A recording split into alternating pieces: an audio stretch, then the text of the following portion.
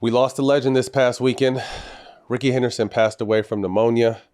Oakland A's legend, town legend, had a field named after him at the Coliseum. 1990s MVP, two-time World Series champ, all-times runs leader, and stolen base leader. The style he brought to a game that was kind of dry back in the 80s with the Jerry curl, the batting stance, the way he used to snap people off in the outfield, the way he would get these monstrous leads with his lime green gloves and wiggle his fingers, and the pitchers can throw over 10, 15 times, and no matter what, that one time they didn't throw over, he was gone. Ricky's energy and smile can light up a room.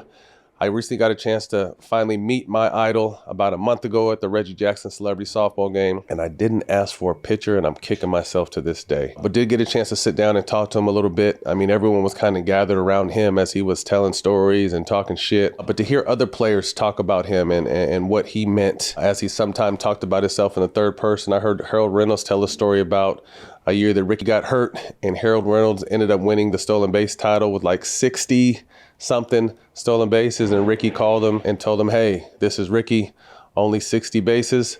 Ricky gets that at All-Star break, and hung up on him. It's just some of the, legendary stuff you hear about Ricky Henderson. But I'm sending my deepest condolences to the Henderson family. Alexis, his daughter, we were actually scheduling a sit down with Ricky, but unfortunately that didn't happen. So I want to send my deepest condolences, my thoughts and prayers to the family, and Ricky will be missed. Now let's welcome in my brother from another, Stephen Jesse Ulysses Jackson. Bartholomew. Bartholomew. What up, bro? How was vacation? Man, it was a blessing, man. I didn't want to go, but found out that it was much needed. I needed to unplug. I needed to go brainstorm and collect my thoughts, and the different spas and the time with wifey was definitely needed, bro. I had a great time. Bro, you always be talking shit about how you don't want to go somewhere, and then every time you do, you always have a good time. Yeah, I had a great You just be time. trying to set yourself up. I'm glad you guys got some family time. Yes, sir. Man, let's get to it. This past weekend, Juju versus Paige, SC versus UConn. Big game. Two of the brightest young stars in the game. Jack, what was your takeaway from this game? It was must see TV. I mean, I didn't. I was. Yeah. It was that day was a big sports day, but everybody was talking about USC versus UConn, Paige Bueckers versus Juju. That was a highly anticipated game, and everything that it was supposed to be, Matt, it was. Um, I think Juju, she showed how she's really ready to jump out there and be the face of women's college basketball and be the best player, because she had USC ready to play in a big game like that. You know, when you play in big games like this, Matt, you're gonna get each team's best shot, right? Yep. And USC came out and played, and they showed they wanted to win that game. But also, the big girl for UConn, Strong, she showed Yeah. the experience and the championship pedigree that they come from. And UConn, where they fought back in the game, and she basically dominated and got them back in the game. And Paige started playing well too with her, and Juju was going back and forth. But USC was able to pull the game off. But that game was probably one of the most entertaining games I've seen this year, and I'm happy to say it came from a women's basketball game. I was disappointed, man. The Twins played at the same time, so I was checking. I was checking on my phone to kind of watch, but I saw at one point SC was up, or was it 20 or almost 20 points, and Hmm. then next thing I know, here comes Paige and UConn and Sarah Strong. Is that her name? The big freshman that was out there working on Hmm. that low block, and next thing you know, it's coming down to the wire. So a big game. Juju 25 points, 75% from the 3-point line. Paige finished with 22. Juju is now averaging 25, 6 boards, 4 assists, 2 blocks, and 2.5 steals. Jack, I really feel like I think obviously everyone does. She's next in line. I feel like obviously with the entry of Angel Reese and Caitlin Clark this year, it kind of reminded me of Magic and Bird back in the day, and kind of shifting the viewership and the explosiveness of this game. And then you have Juju coming down the pipeline. SC is now 11-1. They took a tough loss to Notre Dame, if I'm not mistaken, Yeah, early in the season. early. Yep. But with obviously this is a big bounce back against Gino and Paige. So Juju is one player who, Jack, is her game strong enough to change the rules? All women have to go to school for at least 4 years before they can make the jump. Is Juju someone that can possibly push the line with that rule? Yeah. Well, I mean, I think me. I look at it different. I think she's definitely ready for the WNBA now. She could be. If it's time to change the rule, why shouldn't she be the face of it? But Right. I've always felt like if you can go to war at 18 and put your life on the line, you should be able to take care of your Mm. family and play a sport at 18 as well. And you got to think too, she's like the legitimate age in a day and age where there's holdbacks and double holdbacks and super red shirts and people talking about JUCO players get 18 years in college now. Like Juju is someone who is really, if I'm not mistaken, she's still 18 or may just be 19. So she's her actual age and in the right grade. So to be able to see her talent, she's really special. So really excited to continue to see what this season holds for college basketball on the women's side. Yep. Christmas Day. Jack, did you get a chance to play any Christmas Day games? I think I did. If I did, it was one. I don't know. Maybe if I did, it was one. But I might have it. I don't think I have. You know what? No, I did. I had Christmas Day shoes when I was in Charlotte. Okay. They just gave you shoes. Doesn't mean you had the game though, did it? No, no, no, because they were red, and we had to wear them because it was a Christmas Day game. And I Okay. had They some let the red Bobcats Jordans. on TV for Christmas? No, Oh, I MJ mean, must have had a I ain't hand in saying we was that. on TV. We probably had a Christmas game. He said he wasn't on TV. Yeah, we just had a game on Christmas. Y'all motherfuckers had a scrimmage on Christmas Day. I was lucky enough, man. I got to play in I think 4 or 5, maybe even more. I got to play a lot on Christmas. That was amazing. But recently, Charles Barkley, obviously with the ratings where they're at, Barkley said to fix the ratings issue, that the season should start on Christmas. If I'm not mistaken, Jack, our 2012 season started on Christmas, and I actually loved it. I was with the Lakers then, or the Clippers, one of the two. But I know we played on Christmas. But I think, Jack, obviously there's a lot of different things that go into the ratings, and you can blame it on whether you want to blame it on the election, the NFL, college football, the style of play. The Hornets and the Bulls missed 75 3-pointers combined the other day. Something has to be done. What are your thoughts on possibly shortening the season to, gain the most traction and hopefully bring some fans back? That's just crazy, bro. Somebody you can even say that about a professional game. Hey, Nuts. that's because all they want to do is shoot threes. I mean, like you said, man, It. it's a million things that need to change. But what it boils down to is the players, bro. What it boils Yeah. down to is the players. The players are allowed to do whatever the fuck they want, bro. Play when I want to. I don't want to play. Like it's just to me, they can get the appreciation back for the game. Everybody, regardless how much money you make, and you're gonna go out there and put your life on the line every night. When you start to get more of those guys back, because the guys like that, they're not in the league no more. They pushing those guys out. They want the good guys. Those guys are on the way out. Yeah, those guys are on the way out. Yeah, so when the game gets back to that and they get away with stop launching half court shots, everybody who can shoot the furthest. I hate it, Matt, and I'm glad it's low because I ain't watching it. Nobody want to watch that bullshit. The shit is bad. It's bad basketball. It's low IQ basketball. All these kids out here are super talented, have all the talent Super talented. all the talent in the world, but can't think past the fucking free throw line. So it's a lot that they can fix, Matt. But for me, I would say they need to get their hunger back and their appreciation for the game. I got a chance to see yesterday. I just really took the day off from life and just watched a ton of TV. And I saw the 2000. Damn, I don't remember the year, but it was T-Mac on the Magic, C Webb was on the Kings, AI. I saw that All-Star game where these dudes were going at it in the All-Star game, or like really guarding, trying to block dunks, and like they was really going at it. And I'm thinking like, I probably saw one time 10 Hall of Famers on the court at once. And I'm thinking like, if these guys can play this hard for an All-Star game, like what is the excuse for the current All-Stars, but then the league as a whole? Matt, I mean, obviously. I don't mean to cut you off, but I don't mean to cut you off, but you talking about, to me, the best All-Star game ever, because I played in the rookie game that year. That was in 2003. That's when Steph, AI, Vince Carter. That's when they came back, right? With the small lineup. Vince Carter, yep. Tracy McGrady, Steph, Steph, AI, and somebody else. Yeah, bro, you exactly right. That was the best All-Star game. Hey, and the West had Tim Duncan, Kevin Garnett, and Chris Webber as their front court. All in the game at the same time. Shit was insane, bro. But it's to me, Jack, it's you never want to point a finger at Steph, because he's been incredible for what he's been able to do for this game itself. But I think a lot of people think that they have that Steph Curry or Klay Thompson ability. Right. And this is a copycat league. So remember when we first came in the league, you couldn't even shoot the ball unless the post touched it first. Right. Rarely. I mean, you could probably name 5 guys in the league that can come down and just pull up. You used to have to go inside out and work your offense. Now people are running 3-on-1s to get 3-pointers.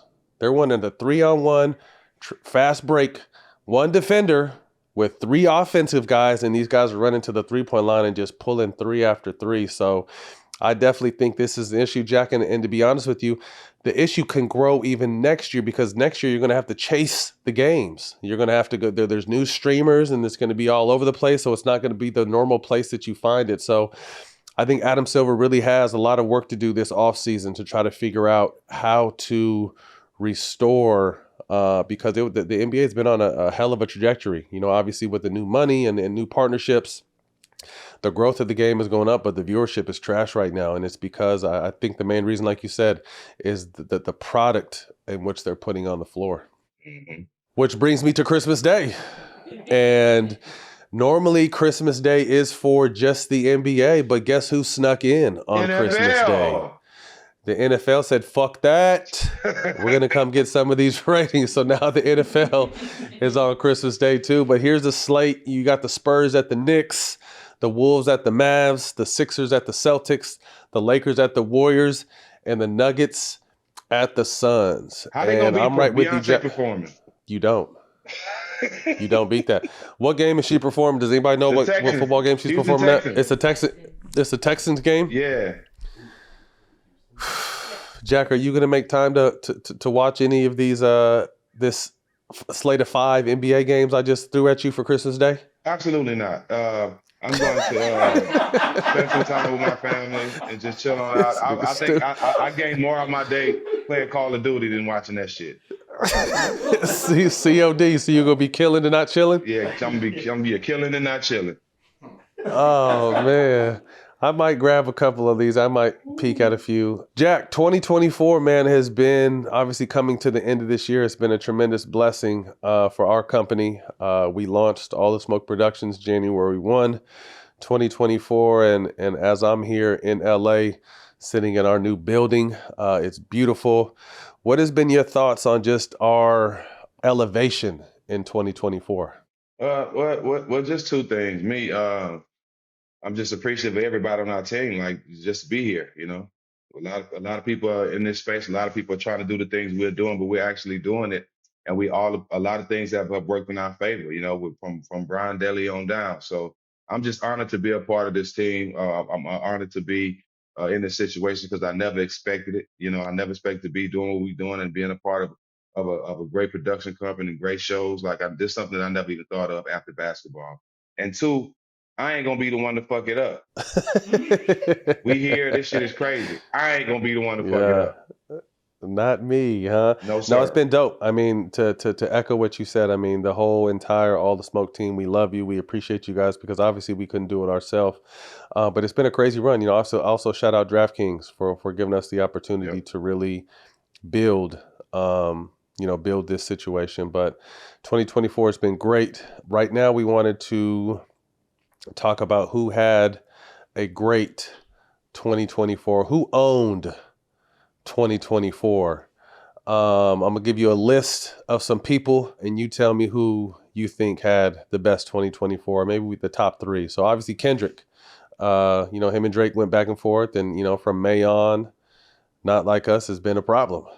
Caitlin Clark broke multiple records in the WNBA and the NCAA, has kind of changed the game as far as viewership and opportunity in the women's game.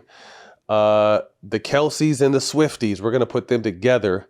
Biggest music artist in the world, best-selling tour of all time, $2 billion. Travis wins a Super Bowl. The Kelsey brothers get a $100 million podcast deal. Amazing. Shout out the fellas. Jason gets his own show on ESPN. Anthony Edwards, gold medal, first signature shoe, future face of the NBA. Pat McAfee got the ESPN execs fired. College Game Day and WWE. He's doing his thing. Shohei Ohtani, biggest contract in Major League Baseball history, and won a World Series. And our brother, Deion Sanders, shutting the haters up, turning this whole organization around. And him and Shador and Travis could possibly go 1 and 2. Jack, you shook your head on everybody I mentioned. Who am I missing? The person that owned 2024, and congratulations to him because he's owned it, was Shannon Sharp. Shannon Sharp. Ooh. Got to keep I'm it not real. mad at that, Jack.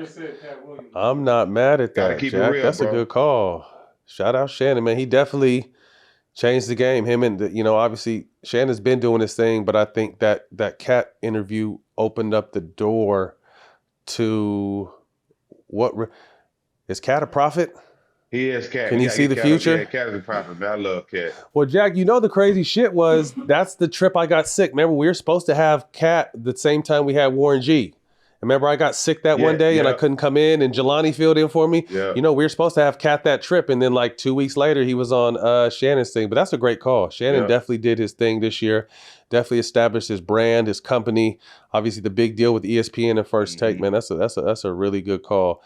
Who else do you think? Who are a few other people? If we got Shannon number one, who else do we got to kind of round this out? We got Pat, Shohei, Deion, Ant Edwards, Caitlin Clark, Kendrick. You got to throw Kendrick in there. Kendrick is in there. You got to throw Caitlin too. Caitlin in there. Yeah. I'm not mad at that. So those three. Yeah. Shannon, Caitlin, and Kendrick. Yeah. I'm not mad at that. Shout out everyone else who had a solid year.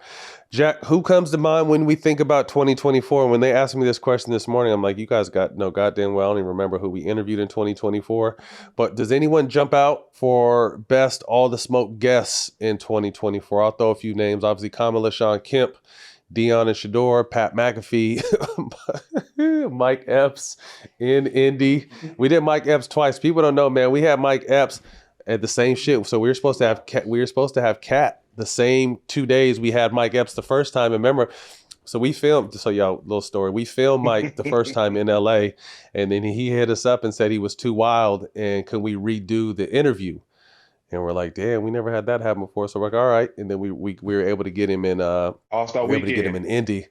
And he was even more cracking in All-Star Weekend. He was way more popping. It was a fun run. And Mike was classic, bro. Mike had me rolling. Then didn't Pat McAfee give us some butt sweat gummies that we ate with them? Yeah, the Tyson ears. Yeah, that whole weekend was classic. That whole weekend I said, was classic. Hey, we cracked in Indiana, bro. Indiana was a fun little trip. It was cold as shit, but Indiana was fun, and we had great guests that run. So does anyone?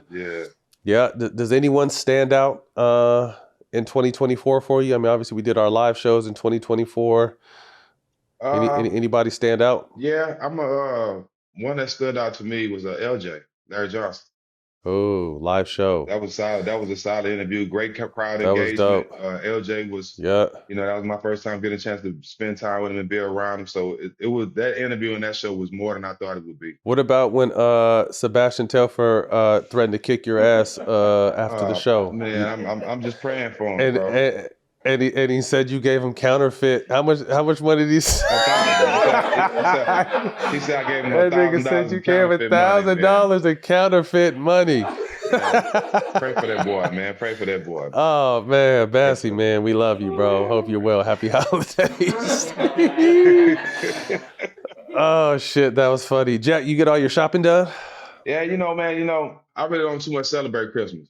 It's really for my kids and my family. With me being Muslim, I don't celebrate Christmas, but at the same time, I love the family time. I don't get away from the kids. My wife still does the things for the kids, so I don't have to. But I'm just here to continue to spread joy, keep love around, and just happy to be here. This what I really enjoy about this time of year. Not really the holidays, just being able to spend time with family and see how grateful we are, how blessed we are, and just be happy to say that you live to see another year. Yeah, man. It's the little things. Well, unfortunately, I'm not Muslim, and you eat all the bacon in the world. Absolutely. I signed an application. I'm going to be working at Home Depot to get a second job after all the goddamn money I just spent this Christmas on all 7 of my kids and family and helping friends out and helping all these motherfucking people out, man. So Starting 2025, you guys catch me at Home Depot in Chatsworth. I'll be running shifts out there. You can find me. I'll also be selling weed out the store. So just let me know what you need, man. But Jack, it's been a great year, bro. I love you. I appreciate you. Love Let's you more, continue bro. to take this shit to the next level. Obviously, we launched All The Smoke Fight this year. We got the NFL side jumping with Deshaun and Shady. Hoping to add MMA this year and also golf in 2025, man. So be on the lookout for All The Smoke Productions in 2025. We continue to grow. We continue to elevate, continue to do it the right way. Jack, before I get you out of here, one New Year's resolution. To make the best of every opportunity. There you go. I like it. My New Year's resolution is to be more disciplined. And it's really only on the eating side. Everything else, I'm pretty disciplined. I be bullshitting when I eat, bro. And I hate it. Because I work out so hard. And I'm just like, yo, why is this shit not coming off like it used to? In your 40s, that shit just don't be falling off you no more. I didn't know you. All this time, I've never really seen you snack. I'm not. I just. It just depends. I get in these moods where, I'll go in the pantry. We know we got 18 kids, so there's always going to be some bullshit in the pantry. Yeah. Late nights, I'm up watching my shows, or I just be doing shit I shouldn't be doing in that pantry. So my New Year's resolution is just dedication. I think I'm really dedicated at every other aspect of my life, and I need to tighten up on the bullshit snacks. Yeah. Well, I appreciate you, bro. Love you. Happy holidays, and shit. I'll see you next year. Love you more. And everybody in the background in that studio, I love y'all too, man. Happy holidays.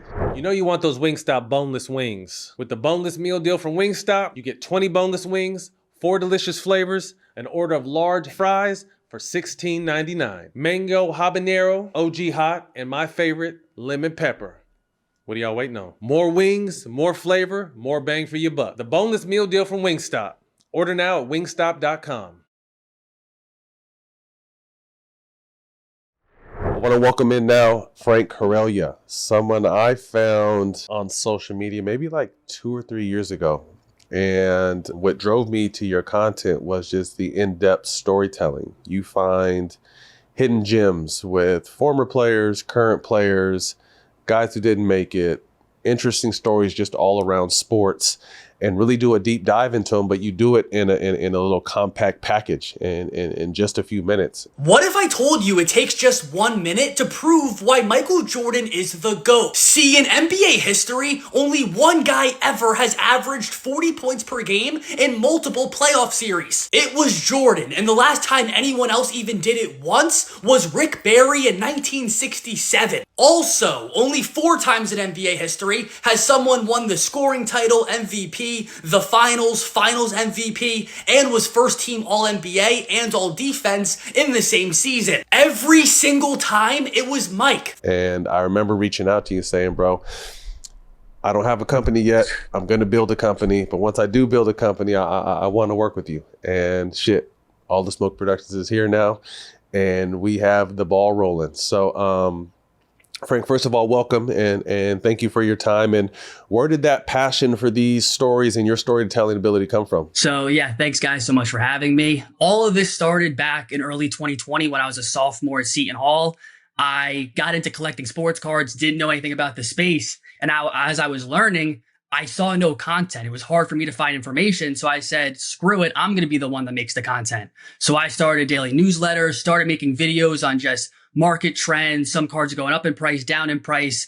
But as I went through that journey of collecting, I realized how many rich stories there are in the space of why is this baseball card worth $1 million? Right? There's collectors out there that have put together $50 million collections. How did they find these cards? So built a whole business out of it with Trove. And now we work with all the top collectors, all the top auction houses to bring these items truly to life. And by doing that over the last 4 or 5 years, for fun, I was like, you know what? I love sports stories too, right? Obviously, sports is my primary passion. So just for fun, on all old NBA players I love. What happened to this guy? How did this guy make the league? All these people have such incredible journeys. And it's just fun. I just try to make cool short videos that people want to share with their buddies. And hopefully you learn something new in 60, 90 seconds. Yeah, definitely. I mean, again, that's what drove me to you. I mean, I went down a rabbit hole on your page one day. I was like, yo, this dude is dope. But I heard just so many different crazy stories, I'm just like, we got to do something together. We actually sat down with Uncle Luke not too long ago, and Uncle Luke, aside from, being the leader of Two Live Crew and all the cool shit he did with that, he was NIL before NIL. And they used to have a bounty program over at Miami. He would take care of the guys here and there. So we tasked Frank to do a deep dive with this story. And Frank went in with his hard hat and did some research. So tell us a little bit about what, without giving it away, tell us a little bit about what you found and how fun was the story for you? Yeah, it was awesome. So yeah, we're going to be dropping a longer video on this, going into the full story, but just short. In the 80s, Miami football was the greatest dynasty in college football history, right? Their coach that came, Coach Schnellenberger, came in 1979, and he completely changed the program. And he said, Miami, all we have to do to dominate is if we just get all the top recruits in South Florida, don't worry about recruiting anywhere else. We get all these guys, we will be great. And from 83 to 91, won 4 national championships. So Uncle Luke was biggest Miami football fan, and he wanted to help the guys out because they were getting no money back then.